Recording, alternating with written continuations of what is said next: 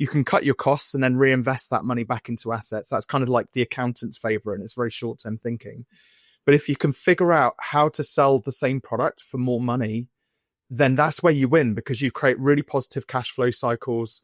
It means you can build up a rainy day fund faster, which means that you're not going to be quite so desperate to enroll more clients. Step into the world of success with your brand amplified, the ultimate podcast designed to unravel the intricacies of thriving businesses. I'm your host, Annika Jackson, and I'm on a mission to uncover the stories, strategies, and secrets that have propelled entrepreneurs and business leaders to success. My guest today is Robin Waite. Robin, thank you for joining me from across the pond. We were just commenting. I'm just starting my day. It's really bright and sunny here. You're ending your day in the UK. And I love that we can come together on this format. You are the founder of Fearless Business. You have multiple best-selling books. And before you started all of this, you had a marketing agency. You had a couple of other businesses. What was it that propelled you into starting Fearless Business? Yeah, great question. Well, first of all, thank you for inviting me onto the podcast, Annika. It's a real pleasure to join you.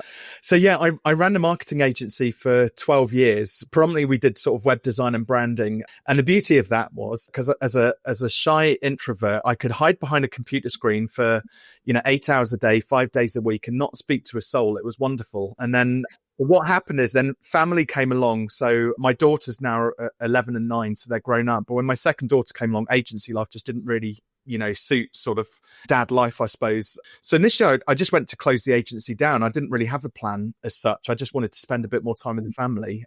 Thankfully, though, somebody stepped in and actually made me an offer for the client list and some of the intellectual property which we built within the business. And I was able to enjoy a bit of time, with my young family, and then eventually got bored of sort of conversations about nappies and, I wanted more grown-up conversations again. So started networking. Of course, the first thing people ask you is like, oh, what do you do? And I was like, well, nothing, because I didn't really do anything or have a plan. But of course, that intrigued everybody. And so I tell them a story about how I exited the business. And first thing, they would then say is, well, can we bribe you with coffee and cake and pick your brains? So initially, it was just informal mentoring, sitting down with people, chatting about their business, figuring out what was it that made my business attractive that also aligned with their, and it was mostly other agency owners and freelancers. And it transpired, one, I really enjoyed those conversations. And two, I was actually quite good at sort of pointing people in the right direction with regards to packaging up their offers, pricing, getting them more confident about sales and various things like that. So, and then it was probably about a year after the informal mentoring where I was like, right, and my earnout started to run out as well from the sale, so the exit. So I was like, right, I need to take this a bit more seriously. And actually, the Fearless Business brand was a complete accident. So I stood up to deliver a talk to about, 60, 70 people. And somebody asked me a question in the middle of one of my talks, which is like, how do you define like success? What's your definition of success? And I said, the thing which differentiates those who don't make it to the ones that do is the fact that they fear the things in business and life ever so slightly less that stop them from achieving their goals. And my best mate, good guy called Adam, stood up in the middle of my talk and pointed at me and he's like, Robin Waite, the Fearless Business Coach. And it stuck. And from that point, I worked with a really great branding expert, Sapna, who helped me sort of design the logo and give me the sort of, worked on my personal brand as well, what kind of differentiated me to all the other business coaches out there. But I'm very fortunate to have accidentally landed upon a career, which I love. That's pretty amazing. I do want to give you big kudos because it's not often that we hear that fathers want to leave the workforce. Usually, I think fathers particularly feel like they have to stay in the grind, do the work, eventually, hopefully, maybe early retire, but not, sacrifice that family time. And that you were not willing to give that up. And as a mom, I appreciate that you shared that about your journey. I think it's something that's really important because we are all able to design the lives we want, but so many of us are full of fear to do that. So seeing you jump into that and then fall into being the Fearless Business Coach, that's pretty amazing. Yeah, don't get me wrong. It wasn't easy because I was still fighting against the provider trait and wanting to get out there and kind of build something and being that sort of empire creator. I'm always like full of ideas, and I've always been wanting to get out there and like build something really great. But just I realized in the moment that certainly agency life wasn't congruent with fatherhood, because at the time the way we were running it was just we were pulling lots of all-nighters, delivering projects late on a Friday evening, and then of course naturally things would go wrong with the launch, so I'd be back in at the weekends, and it's just frustrating for my wife, and I was just getting worn. I probably that was like the third at that point. It was the third time I'd been approaching burnout, and I knew that if I continued down that path, there was only one way that it was going to end up. So it was a natural sort of that time. It felt quite natural to be able to do it. Now it's slightly different because I've fallen into a career which I absolutely love. Now I'm fighting something different. I'm fighting against the provider's trait still, but actually this is like the way I look at my business now and the people I get to work with these days. The only thing I can liken it to is back to when I was like a child playing with my Lego, that and you just can't step away from like the toy that you absolutely love playing with. That's kind of how I feel about my business now, but I have quite a nice balance. I'm still, I work probably about 20 hours a week, coaching wise, only about 6 to 8 hours a week. So I've built the leverage to be able to then, right now my eldest daughter started secondary school, senior school. So I'm able to kind of run her to school and pick her up and things like that. And again, those things are quite important. Again, there's still a bit of frustration there because I'd always want to build more and create more and things like that. But I will only get this opportunity once at the end of the day. Yeah. Well, I was going to ask about that because usually when you build a company, you think about scaling it quickly, right? And that means more employees and more business. And then it puts you back into that cycle that we have to fight against that you just mentioned. But for this particular business, it's a one-person coaching practice with a small team of associate coaches. Is that correct? Yes, that's it. Yeah, exactly that. Wow. Yeah. So how hard has it been to stay intentionally on that path rather than say, oh, I can teach a whole bunch of people to do this program and have a big sales team and go down that road? Yeah. So I've been through, trying to scale the practice a couple of times. So naturally, I think you get attracted to lots of the shiny sort of marketing things that are available out there, whether it be advertising or online summits or lots of these things which people kind of teach these days. And I was fortunate around the time just before I exited the agency, I went on a course and I ended up writing my first book, so Online Business Startup. And what I didn't realize was when I transitioned into coaching and sort of went from that, I suppose, introverted web designer to then being a coach, you're expected to speak on the stage. You're expected to guest on podcasts. You're expected to be out there in public. And so I had to completely shift like my natural sort of, I guess, persona, not to be somebody who I wasn't, but just to kind of actually bring myself out of my shell. So I've always been fortunate. The first book did really well. I think it sold something like 25,000 copies. And then, I had opportunities to be on, say, for example, like the Google Partners podcast way back when, which I still get inquiries from to this day, actually, emails coming through, and several other sort of notable podcasts. So I've been quite fortunate that the speaking, the podcast, and the book have always served me really well over the years. And when I have been drawn by those sort of attractive, shiny marketing things, and either they've done okay and it has grown the business enough, but then it's led to exactly what you said there. And you get more clients and then you've got to do more admin and you need more staff to manage them and you need more. It just creates this flywheel. And actually about sort of 3 years ago, I was a bit fed up with that. And actually, again, it was starting to pull me away from family. It was starting to pull me away from like actually enjoying the business as much as I had hoped I would. So now 3 years ago, I decided essentially that I was just going to quit social media, quit advertising, quit like trying to force growth. And instead, some really sort of great things happened. I got invited onto as a part of this intentional kind of like slowing things down to speed up. Eventually, what it led to is I guested on a podcast by a guy called Ali Abdal. And that one blew my mind, but that one podcast has generated over 3,000 leads for my small coaching practice, and a similar, already I'd kind of create a bit of leverage. So I'd shifted from just doing one-to-one coaching into running a group, business accelerator. I've got clients in 30 different countries now, worldwide, covering all of the different time zones that you can imagine. So it's great fun. I get to work with some fantastic people. But then when the 3,000 leads came in, again, I hit this other, like this point again where the business sort of broke. And I nearly broke, actually. Probably the business was fine, but I broke because I was booking all of these sales calls, and I was like, just getting burnt out. And I couldn't figure out like why I was sort of waking up in the morning just utterly exhausted. And it transpired there was just one tiny little thing in my systems, my processes, which was just the wrong way around. And the moment I corrected that and I started to qualify those prospects better and manage the workflow better and actually get back to being more intentional about the way that I wanted to sort of manage my time, things really started to flow. So that year, or the year after we had that, I did that interview, ended up being the biggest turnover year that I'd had to date in the coaching practice. And we matched it again last year. So we've actually had 2 really good years. And, we're talking, I don't mind being transparent about the numbers. We did 300K on each of the last 2 years. So dollars as a one-person business coach. I have a small team of associate coaches. So they're just, when I need them, they're there and I can pay them. And then I also have another sort of side business to the side, which is more about content, which I have a couple of guys who run that business for me now. Oh.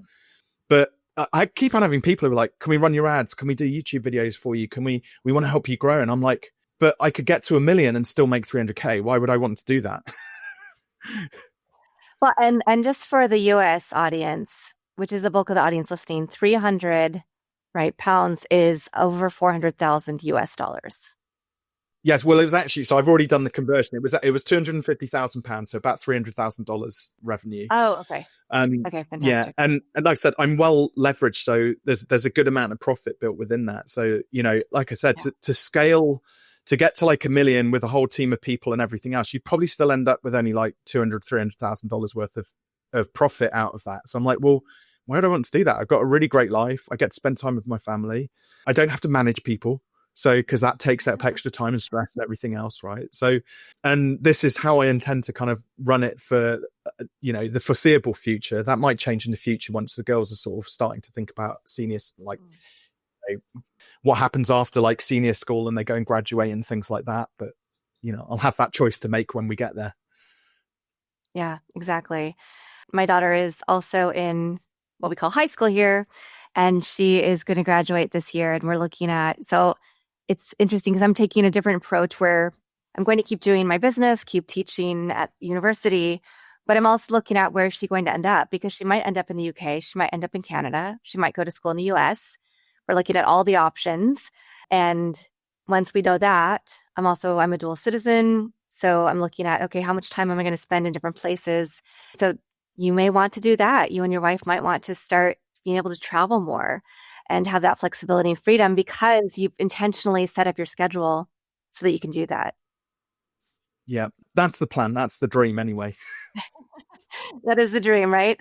So I wanted to go back because you mentioned that you have a side business also that's content.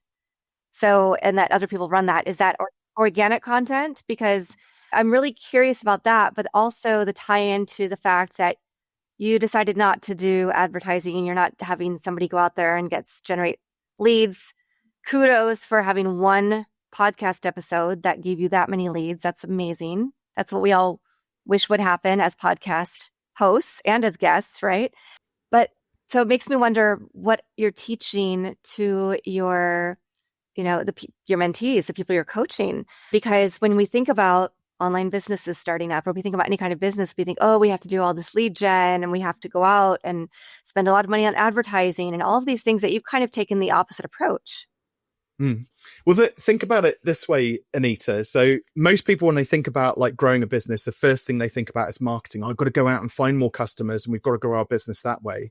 But the challenge with that is if the business model isn't set up for success, if it's not designed for profitability, if it's not particularly well leveraged, then what's going to happen when you add more clients into it is you're just going to scale any problems that you've got within your business. So the approach, which top level overview of how we help our clients, is to get to a point where you've got double the income, but with half the clients. So actually we want fewer clients. So how I rationalize this is there's a fantastic book actually by an author called Dan Sullivan. So the book's called 10X is Better Than 2X. I don't know if you've read it or heard of it. So the principle is pretty straightforward.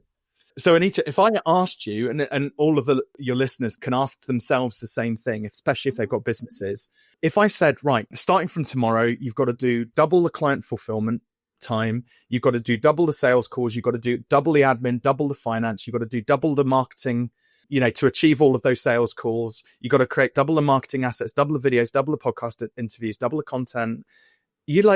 I'm tapped out already. I can't possibly do any more, let alone double, right? So the 2x model of growth is actually fundamentally flawed. It's just not sustainable for the mere mortal average sort of, humble small business owner. So instead, what you need to try and create is ways to build leverage. And it's not just from a marketing perspective. There's lots of different levers which you can pull.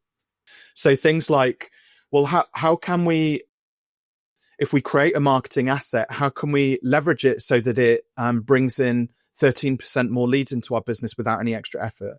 How can we reduce our cost base by 14% without it hurting the quality of service that we're able to offer to our clients? How can we increase our conversion rate on sales calls from 25% to 33%, again, without it? So we're looking for multiple different points of leverage through our business.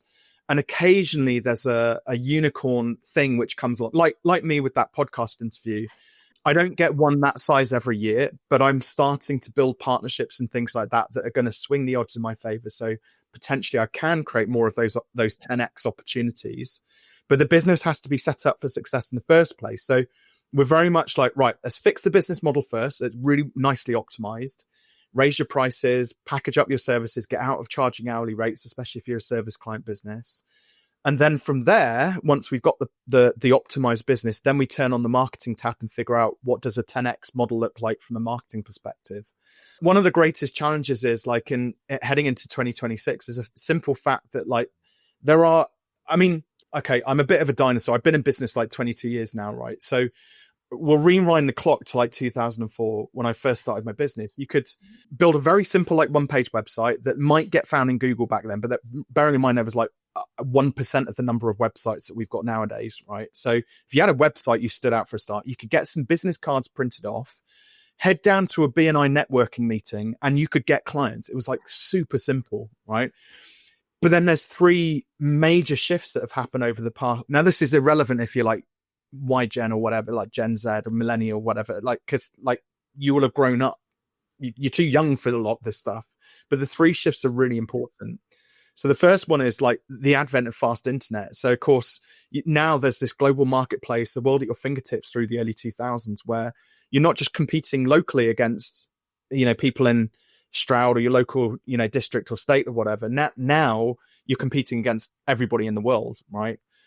The next shift was then the fact that because of that, far more people started up businesses. It made it super simple just to go into your local government's website and register a business. So the number of businesses skyrocketed over a decade by a factor of 12. So 12 times the number of businesses started up. And then finally, you then bring in the likes of Facebook, X, LinkedIn. Now you've got TikTok, Snapchat, all of the different social media platforms and ways that you can market the tools. So it creates this like just cacophony of noise. And everybody, I would say the vast majority of people really struggle to figure out how to stand out in that market, which is great. This actually sounds like a demotivational speech. It's not, because if you know this, you have an unfair advantage. You know that you're just going to have to think a little bit more creatively around how you're going to stand out from all of those millions of people, billions of people shouting into the void about their businesses. So what we try and teach people is unusual ways to kind of market themselves, that if you just put in that extra little bit of effort up front and you build an asset that you can then leverage and get out to multiple people in one go. So podcasts, great. This is a great way to reach more people at scale. A YouTube channel. So it takes effort to record videos, but once they're out there on the ether, people can search on Google and AI tools and they'll find your videos. Writing books, for example, building partnerships with people who already have very large audiences, like hundreds of thousands or even millions of subscribers or followers. And the immediate thing people think is, oh, well, why me? Why should a Steve Bartlett from Diary of a CEO or a Simon Squibb with 17 million followers or an Ali Abdaal, like, why would they choose me? Well, it's like, well, that's part of the fun, is figuring that out, trying to get into their world and make it happen. But frankly, it takes far less time to do that than it does to spend 30, 40 hours a week posting on social media for your content just to be read by about 3 people and no comment, no engagement or inquiries come back, right? This is so funny because just this morning, I landed another client yesterday for my business, and I have two more that I'm likely going to land before the holidays. And so I'm going into next year going, okay, I need to raise my prices because I know what my margins are like, and they can be really good. But I also I pour a lot of my team and different testing things so that I can make sure that my clients are satisfied and have really great success. So I'm going down this very path right now of, what is next year going to look like? And I'm going to double my prices for this thing. And then the other part of my business, I've already been told I have to increase the pricing from just under $1,000 to at least $5,000, probably raising it from there. So I'm going through some of these same challenges that you help your clients go through and that you've been able to successfully go through for your business. Well, that's it. So It I makes me just love so it when I happy have to hear. It makes me so happy to hear that you're raising your prices, Annika, because it literally makes my heart sing, because so many business owners undervalue and undersell themselves. And I have these conversations literally daily with clients now. And essentially there's like three ways to grow a business. The first one is you can sell more of the same product sell the same product to more people. Right. So that's kind of what we were talking about. And actually, like 2xing stuff doesn't really work. You can cut your costs and then reinvest that money back into assets. That's kind of like the accountant's favorite, and it's very short-term thinking. But if you can figure out how to sell the same product for more money, then that's where you win, because you create really positive cash flow cycles. It means you can build up a rainy day fund faster, which means that you're not going to be quite so desperate to enroll more clients, which means actually as well. So there's this thing which I call the sales cycle of doom, right? So when you're not charging enough, it's like sell, deliver, sell, deliver, sell, deliver, sell, deliver. And then your kids get ill, or it's a holiday comes around or something, and then you take a short break, and then you're like, deep breath, sell, deliver, sell, deliver, sell, deliver, and you get back on the cycle, right? But what's interesting, when you raise your prices, what happens is all of a sudden you have more time. So imagine this is our sphere at the moment when you're low price, sell, deliver, sell, deliver, sell, deliver.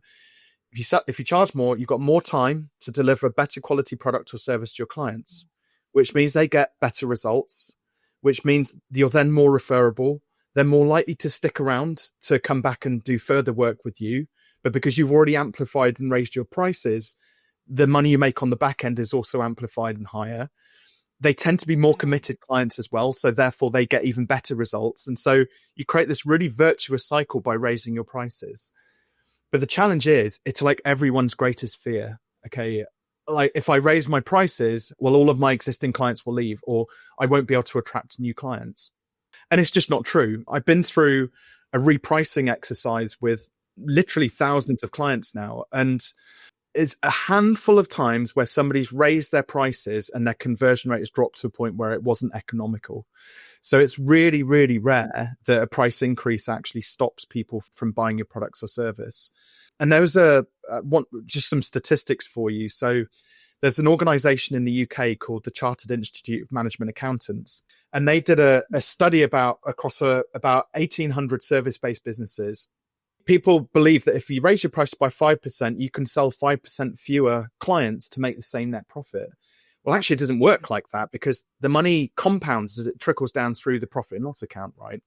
So with a 5% increase, actually, you can afford to have something like 9% fewer clients. At a 10% price increase, you can afford to have 14% fewer clients and still make the same net profit. By the time you get to like a 20-25% price increase, you can afford to have fewer than half the clients you've currently got and still make the same net profit. And then it kind of it's like a hockey stick curve at that point where it just escalates quite quickly. So if you're like 5xing your prices, and I bet your conversion rate won't drop that much for new business, you'll still continue to get those clients on board. Yeah. I think everything you're saying is resonating really deeply with me. It's not only our fear of raising prices, but it's also, we have this perception that there are people we want to help who won't be able to afford us. And we have to get out of that mindset as well, because the right people will say, yes, this is that important to me that I'm going to spend this money because I know how much it'll further my business. And we forget, right? We think it's personal. We have to be nice, especially as a woman entrepreneur. And I've been there, done that when I had a PR firm. And I was reestablishing myself in LA after having lived away for several years, and thought, okay, I have to prove myself again in the world of PR here. So I'm just going to charge this much.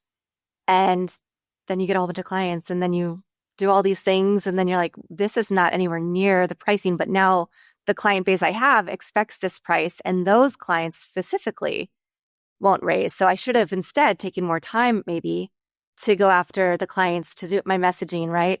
To do the things that would have attracted the bigger clients, that would give me more peace of mind, more flexibility, less stress. So I'm really appreciating everything that you're offering to us right now.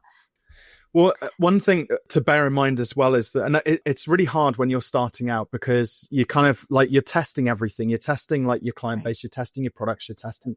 So you're going through massive amounts of testing, and you can create a bit of a trap for yourself. But when I work with clients who are just in that very early startup phase, I'm like, when it comes to making decisions in your business, imagine that you had 50 or $100,000 in a bank account, a rainy day fund there. Would your decision be the same or different to what you're about to make? Would you choose to take on this client if you had $100,000 in your bank? And quite often they'll be like, oh, no, probably wouldn't do that. All right. So you got to tune into that gut instinct, right? And pick off the red flags. And like at the end of the day, life is too short to work with clients who are a bit of a pain in the backside, because, you know, for obvious reasons, all that happens is if you take on a client for too cheap and then they expect too much, you both end up resenting one another, and it's not a good relationship. That said, though, there is space for what I call love clients. Okay. So randomly so I'm an associate coach on several other programs as well. And one of them is for dog groomers, pet groomers. And one of the most common questions I get asked is, well, I've got little old Doris and she's 90 with a 17-year-old Westie. And like, you know, she's on a pension and she can't really afford like my full prices. Like, what do I do there? I'm like, that's cool. Help little old Doris, like give her a cheap cut. Like she'll go and tell all of her friends about it, and some of them might have more money, but set some boundaries around it. Have set space for 2 love clients, and that's all you'll groom this month. You know, it's almost like a scholarship in a business sense. And that's okay, because actually that breeds goodwill as well. You can still feel good about yourself. Then you don't have that guilt that it's all about the money. But we do have to also remember we need to build a profitable and sustainable business. So we can't have an entire business full of little old Dorises with their Westies, because that will just ruin our business ultimately. Fantastic. One other thing that you said is that you abhor businesses that charge by the hour, and you consider this unethical. Explain. Okay, so imagine this scenario, right? So Annika, and imagine we were working together, and I'm charging like $50 an hour. Okay, and it's coming up for holiday season, right? We've just had Black Friday, and my Mrs. Waite's emptied out the bank account, right? And she's like, Robin, you got to go and earn some more money, right? So I'm like, well, I got this client Annika. I think she's got enough money. I tell you what I'm going to do. I'm going to go and sell her more hours, because then that'll make me more money. Now, most people are like ethical, moral, upstanding human beings. But the simple fact that you could just bump up the hours and charge somebody more money, and I do know businesses that have done this, shows me that it's a flawed business model and borderline unethical. And I know that's a very strong word. Another example is, imagine if we had like 2 business owners in the same space, 2 web designers, okay, something I know well. So, but they're both charging $50 an hour, but web designer number 1 says, okay, Annika, I'm going to build you a website. It's $50 an hour, and I think it'll take me about 20 hours. And you go, okay, $1,000 sounds like a reasonable deal. So we agree on it. He disappears off, comes back 3 months later, and you're looking at this website going, well, it looks like a dog's dinner. Where's the shopping cart and the blog that you promised me? And he says, well, I forgot about those, but I've used up the 20 hours. Therefore, you know, I'm going to charge you another 10 hours. Is that okay? And you're like, oh no, I can see you grimacing there, right? So he reluctantly, because he's an okay guy, so he reluctantly agrees to add it, but now he's pissed off, you're pissed off. So it's like everybody's getting annoyed here. The other business owner, on the other hand, web designer, also charging $50 an hour, because he doesn't know what Robin and Anne can know about pricing. However, he's been doing it for like 30 years. So he's like, you know, since the dawn of the internet age, been building websites. So he comes back to you in a week, beautiful website, gets leads found on Google, you know, he's got the shopping cart, and he says, well, you didn't actually really need the blog on there. And you go, oh, okay, well, thanks, you saved me, but how much is it? And he goes, well, it only took me 10 hours, so it's $500. And you think, great, good for Annika, because you've got a bit of a deal there. But the guy's getting penalized because he's been doing it for so long. He's better and faster than his compatriot who only started doing it about 6 months ago, right? So again, that's another clue that hourly rates is a flawed business model, because it doesn't reward the person who is more experienced and does a better and faster job. So what we've got to do instead is we've got to think about, rather than selling our time and materials, selling the features and what we do, What instead we've got to figure out how to do is how to articulate the value via the Yeah. results and outcomes of the thing that we do to our clients. So this is where website designer number 3 comes into the mix. This is Trisha. She's the absolute website ninja. She knows that you don't need a shopping cart or a blog or a fully blown website. She knows that you just need a kick-ass like landing page that generates leads for your business, and that's it, like guarantee. So her promise to you is that she'll build this website, it'll be live in 72 hours, and she'll run some ads to it, and within 30 days you'll be getting 20 qualified leads to your website. And you're like, brilliant, sounds good. I can convert 4 or 5 of those out of the 20 each month. I'm quids in. How much does it cost?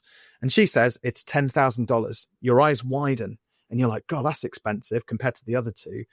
But then Trisha says, well, actually hear me out, because if we don't get those 20 leads a month for you in the first 30 days, we'll actually refund you all of the money and pay you $1,000 for wasting your time, and you can just keep the site.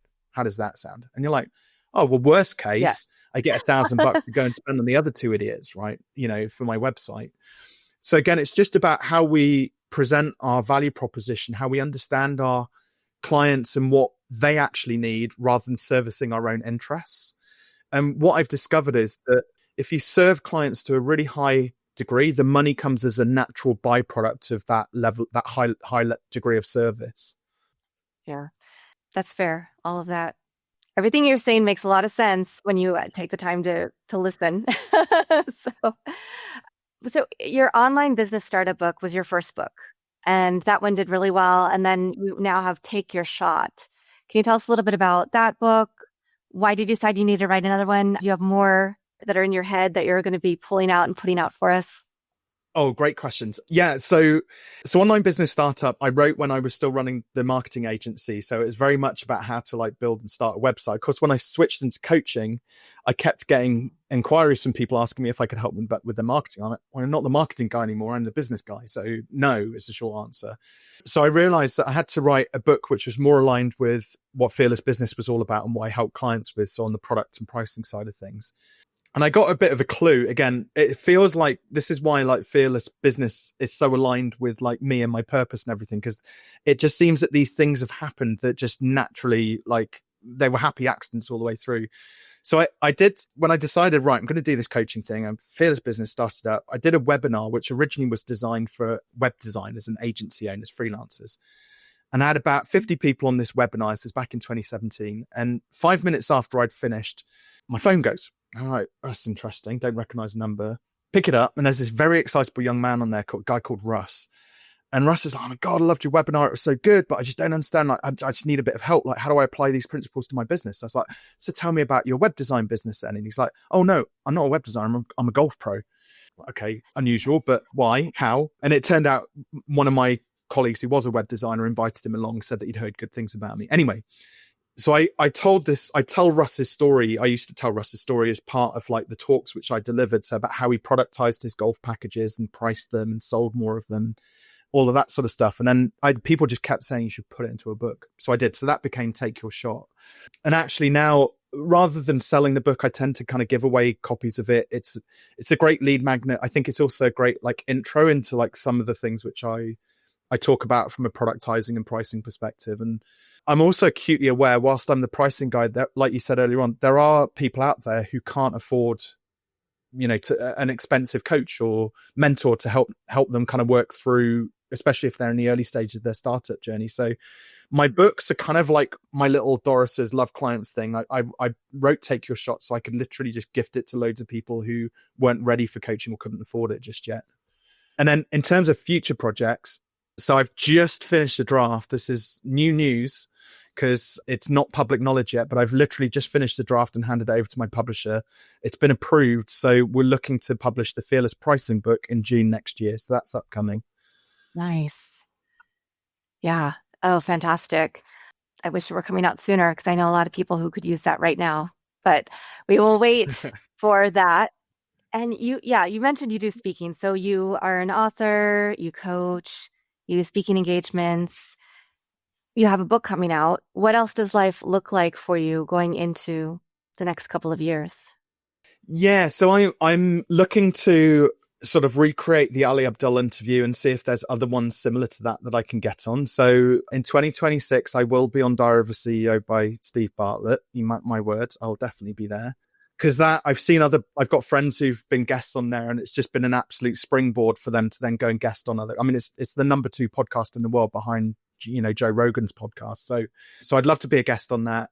And then really for me, I'm going to do much more of the same. So I'll give a slight pause and a warning here because this might be a bit of a trigger for some people. But so in August 2024, so just over a year ago, I got diagnosed with a benign tumor on my brainstem. So very worrying, just so scared at the time when we got the news. And I've had to do a lot of work to kind of just get through that. The good news is out of the 160-ish brain tumors, like mine is the type I've got is like bottom of the list of the most dangerous. So I'm going to be around like for a good while annoying people. So it's good news. But what happened is it brought life very sharply into focus. And I'm like, I don't want to work harder. I want to be more present for family still. I want to be able to pour into my clients when they join up with the accelerator and make sure they're getting good results and feel loved and, going through the process, because just because it's fearless doesn't necessarily make it any easier.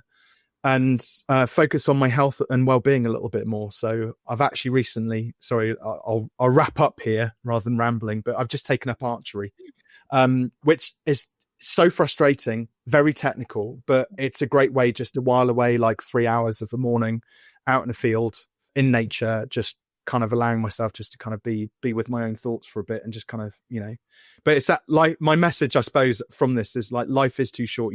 I know it's very cliched. You don't know what's coming. And for me, it came as a very big surprise when I found out. And I've realized now that also it's okay for me to be a bit selfish and get after what I want as well.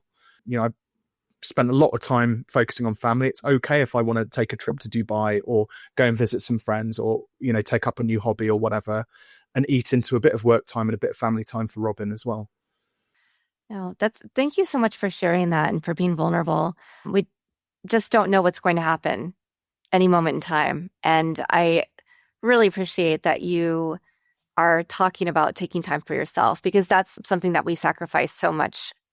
And it can be really hard and frustrating when we know that we're doing this, but we're trying to carve out, like, where's time for me, right? What about the person I am outside of being a family person, right? A business owner, a teacher, a dog owner, whatever the case may be in our lives. So that's a really great attitude. And I wish you the most success with your treatments and finding the time for yourself to be able just to breathe and sit with your thoughts and fit in everything else where you can and where you want to, where you choose to. Yeah, thank you. I call it guilt-free time off, and guilt-free time off is actually a muscle which you need to get the reps in and exercise regularly. And it's taken me in. I mean, it was accelerated when I got the news, but I was already on this journey of like, it's taken me 3 years to get to a point where I can go and sit in a cafe or go and have a massage at my local spa or go and get my hair cut and forget about work, because really, look, I think people take business like way too seriously, and actually business should be fun. It should be fulfilling. It should give you the freedom to do all of those things that you want to do. You shouldn't have to wait for a shop to come along to like trigger that. So I challenge people, like, you might be worried about taking like a full day a week off, for example. I mean, I don't work Fridays now as a rule generally, and I take Tuesdays off now for my archery and Wednesday mornings off for my, to spend time with Charlotte, my wife, where we can, because she's also busy working too. But it took like 3 years of like, oh, right, I'm just going to go and get my hair cut and then I'll go straight back to work. So, and then, I might experiment by just taking like half a day off. And then, so gradually you just exercise it and elongate it and forget about everything else, because you're the most important person out there. Wow. So much for us to unpack and think about as we all move into our futures, whether that's 1 minute from now, a day from now, a month from now, a year from now. So this has been a really amazing conversation. I really appreciate you bringing yourself here and taking some time away from your evening with your family to give us some great advice. And I know we're going to send people to a link on your website that will give them a free signed copy of your book. So that's a really amazing gift as well. The gift that keeps on giving. That's it. Absolutely. Yeah. No. And I personally sign it and take it down to Pauline at the post office and ship it. Cause again, it's just one of my greatest like joys is like every little touch when those books go out. I know that it's just a little bit of something going out into the world. Amazing. Awesome. Well, I don't know if you have any parting thoughts. I usually ask people if they have a favorite quote, mantra, but I feel like you've given us so many good tidbits. So I will ask you, though, if you do have one defining statement that you want to leave us with today. So I know that every one of you listening will have a little idea burning inside you. So whether it be an idea for a product, or maybe you're starting a business, you might want to start a business or a side hustle or something like that, or just something that you want to do for you that is important to you. Nike plus it, JFDI, just do it, because life is too short. And I think you will have regrets if you have all of these burning like ideas that never get like come to fruition. And I'm one of those people, I kind of have to know whether something works or not. So I just kind of fairly, I get after it, but other people are a bit more reserved. I just want to give them a gentle nudge to say, no, just do it, because you regret it otherwise. Fantastic. Well, thank you again, Robin Waite, for coming on. You really are a fearless business leader. And thank you to everybody who's watching this episode or listening to it. Check out Robin's book. Take advantage of the offer that he's giving. He will literally send you a signed copy. And he's in the UK. And we all know postage is not cheap these days. So take advantage of this. Look at his website where he has a lot of amazing resources. And think about how you can do less, but earn more. And have that satisfaction to really live the lives that you want to. I'll be back again with another amazing guest to share their story and their journey very shortly. Until then, have a beautiful week. Thanks for listening or watching to this episode of Your Brand Amplified. Don't forget to leave us a rating or review on your favorite podcast listening platform.